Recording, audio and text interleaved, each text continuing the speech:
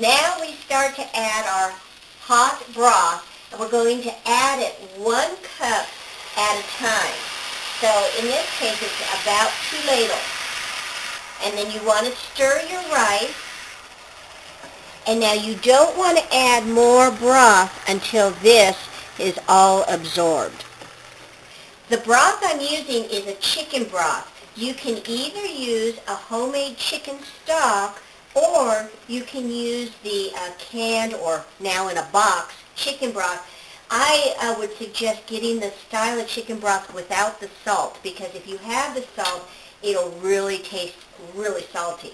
If you get the regular chicken broth, you can go ahead and dilute it a little bit with some water to take out the saltiness.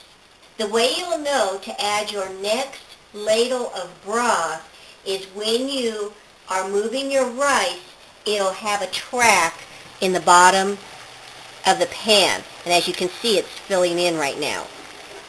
So it's not ready. Now, as you can see a track going across the bottom of your pan. So that means it's ready to go ahead and add another full cup of your broth.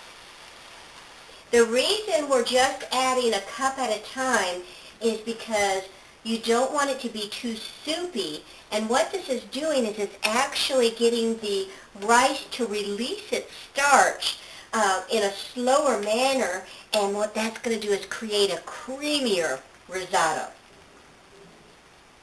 This is probably about the 4th ladle that I've put in of the broth, and as you can tell, it's starting to get creamy and the risotto rice is starting to puff up.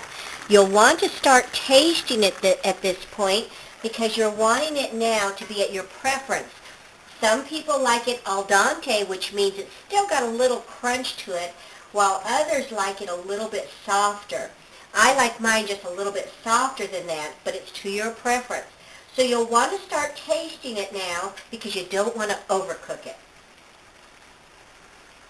It's al dente right now, so I'm going to cook it just a little bit longer. And as you can tell, your rice is getting a creamy texture to it.